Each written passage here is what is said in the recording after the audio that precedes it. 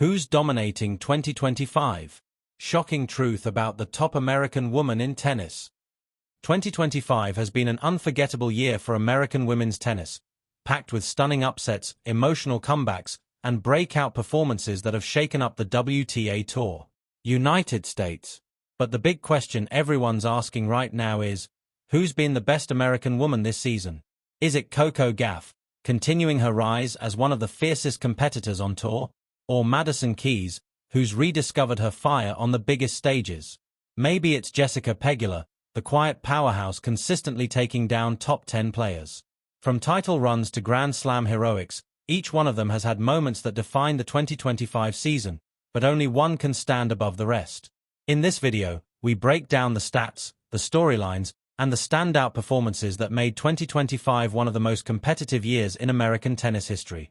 Stay tuned, because the race for the best American woman of 2025 is closer than ever. Before getting into today's overarching topic, I want to briefly check in on the current state of the tennis tours, which are enduring considerable carnage as they limp through China this week. On the men's side at ATP 1000 Shanghai, there were 7 mid-match retirements through just the first 3 rounds, and that came after a whole raft of players had already withdrawn before their first match. Jannik Sinner succumbing to cramps in a third-round exit against Talon Griekspoor was particularly striking, resulting in a rare loss for Sinner or Alcaraz against anyone but the other. Alcaraz had withdrawn before his first match in Shanghai, meaning the field is now open for an unexpected champion. Beyond Alcaraz, here's what the pre-tournament withdrawals looked like for players who were directly entered into the respective 1000-level events in Shanghai and Wuhan. 2 of the names on that Wuhan withdrawal list will come into greater focus here today. In a companion piece of sorts to a podcast I recorded Tuesday with Alex Gruskin of Cracked Rackets, I want to work toward an answer, and get your thoughts, on a question that seems straightforward but actually proves to be pretty complex. There are 4 American women in the top 6 of the WTA's race to Riyadh, with 3 of them, Coco Gauff, Amanda Anisimova, Madison Keys, having already qualified.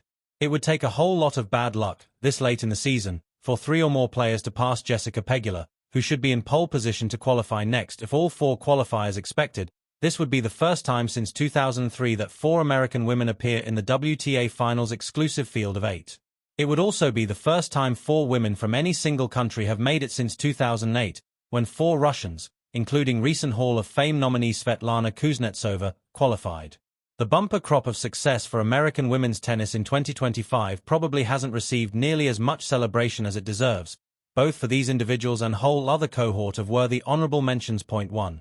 But which of these 4 women has had the best season? As we consider our options, there have been huge highs and considerable lows for each of them, so let's break down the arguments for and against each of this quartet.